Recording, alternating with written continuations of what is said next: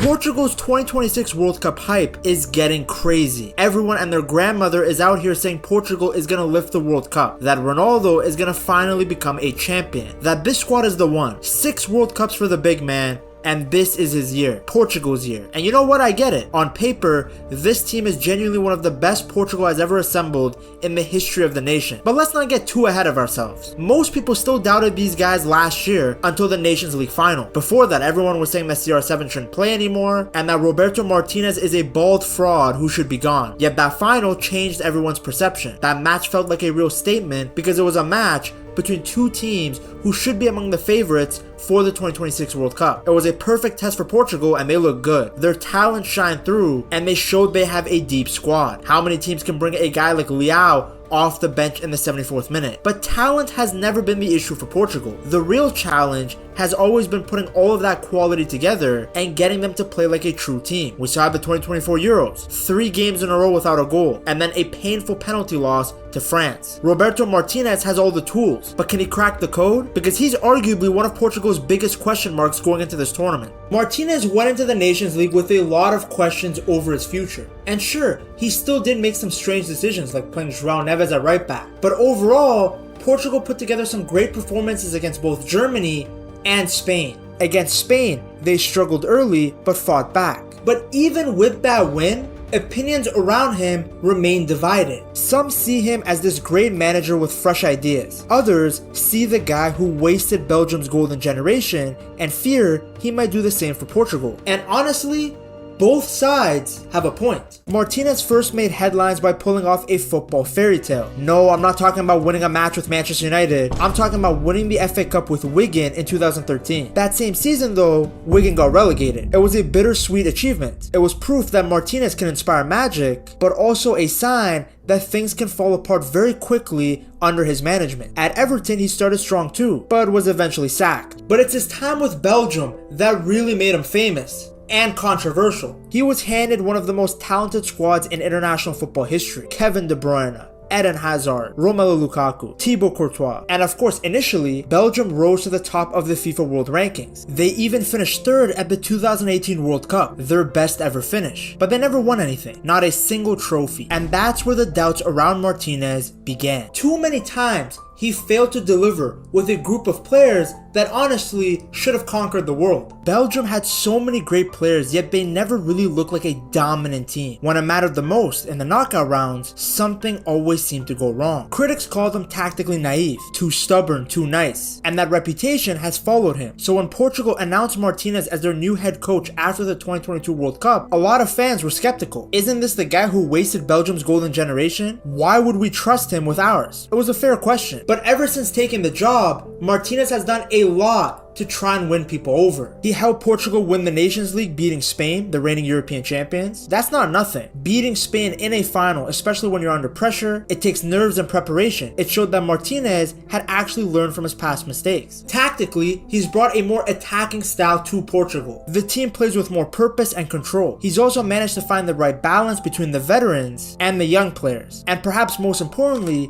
he's figured out how to manage Cristiano Ronaldo. Fernando Santos benched Ronaldo at the 2022 World Cup. Martinez, on the other hand, has him spearheading the attack. He's trying to use Ronaldo in the smartest way possible. This way, CR7 doesn't have to play every single minute, but he's there in the big moments. And the results have been great. Ronaldo scored in the semi-final against Germany, which by the way was Portugal's first win over them in 25 years, and then he scored again in the final against Spain. When he came off late in the game, he hugged Martinez on the touchline. These kind of relationships matter. Martinez has publicly spoken about how much he values Ronaldo's experience and pointed out that the veteran striker has an incredible record with Portugal. Instead of pushing him out, he's found a way to use Ronaldo. So yes, there are real reasons to get excited. Martinez has brought fresh energy, he's got the players believing, he's already won a piece of silverware, and he's doing it with a style that fans can get behind. But the doubts haven't disappeared, and that's because the World Cup is a different beast. Friendly wins and even Nations League trophies are great, but they're not the same as knockout football in a World Cup quarterfinal. And that's where Martinez fell short with Belgium. That's where he has to prove that he's grown.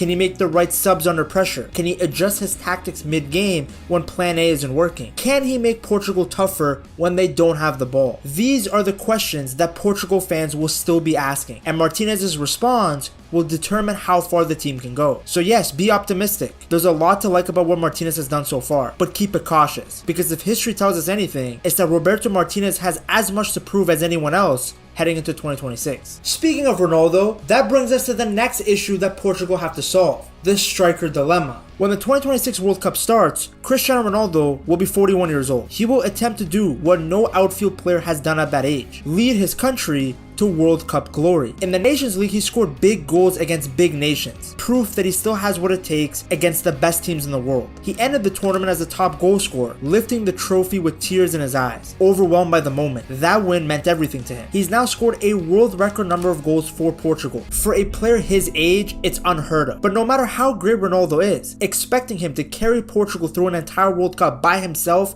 just isn't fair. It's a month-long grind, full of tough games. Even Ronaldo needs help now. We saw that at the last World Cup in 2022. He struggled, got benched in the knockouts, and Portugal had to try something new. At the Euros, it was the same story. Ronaldo started, but he really struggled to make an impact all tournament. The problem for Portugal is that despite it all, conversion of Ronaldo might still be their best option. You see, Gonçalo Ramos tricked us all. At only 21 years old, he started over Ronaldo at the World Cup and scored a stunning hat-trick in a 6-1 win over Switzerland. It was his first ever World Cup start, and he made history. Add in the fact that he was killing it at Benfica, and many thought, okay, it's time for Ronaldo to let the new generation cook. But ever since he joined PSG, we haven't seen anything to indicate that he's this top quality striker. In fact, PSG won the treble with Luis Enrique not even using an out-and-out number 9. He dropped Ramos to use Dembele as a false 9. That just says it all, doesn't it? I was very vocal that Ronaldo was taking away the opportunity for younger guys to get better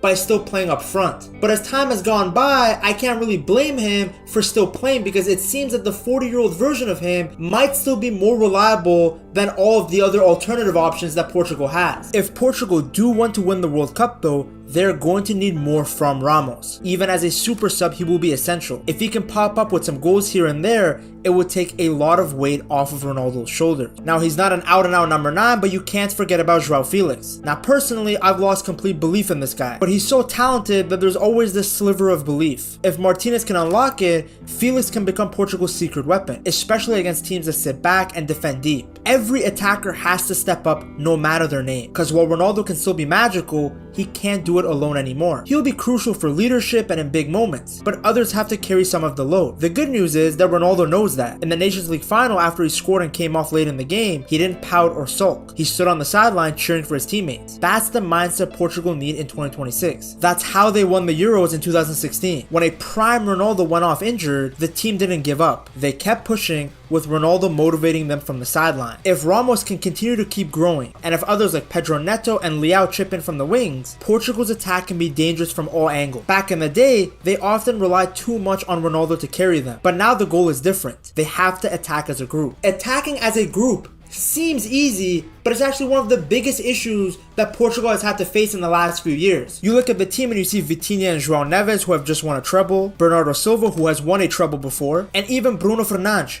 who somehow has won trophies with United. Yet many of these guys have rarely replicated their club form to the international level. Take Bernardo Silva for example. He is older now, but is still considered one of the smartest and hardest working midfielders in the world. But outside of winning the player of the tournament in the 2019 Nations League, how often have we seen him take over games the way he has done at City? Now you could argue that he couldn't play at his best because his role was unclear under Fernando Santos. Sometimes he would be a right winger, other times he'd be in the central midfield position. Thankfully, under Martinez, this has changed. He has given Bernardo more freedom to roam around, and you can see the results. Look how wonderful he played against Poland. Portugal are going to need to see that version of Bernardo if they want to become world champions. Then there's Bruno Fernandes, but his performances for the national team have been hit and miss. In the 2022 World Cup, he got 2 goals and 3 assists, yet in the 2024 Euros, he was non-existent. Bruno has to be at his best, or at least very close to it, for Portugal to make a deep run, because he's the type of player that can turn around a match in an instant. Then on top of these guys, we have to see the PSG version of Vitinha and João Neves for Portugal. These two bulldogs destroyed every midfield in their path, as the Parisiens won everything there was to win. They were by far and away the best team in the world, and these two Portuguese midfielders were at the heart of it all. But the real wild card might be Rafael Leao. This guy is one of the weirdest players I've ever seen. On his best days, he's unplayable, fast, powerful, skillful. He can blow by defenders like they're not even there. On his worst days, he looks like Vini for Brazil. The issue with him is he has been inconsistent for both club and country. For Portugal specifically, he hasn't always started games. And sometimes when he has, he's been quiet. But boy, when this guy's on his game, he is unstoppable. Look at what he did to Spain in the Nations League final. If that version of Leao shows up at the World Cup, Portugal will have a game changer on their hands. Because he can do the kind of things that few players in the world can do. A dribble out of nowhere, a rocket into the top corner, a burst of speed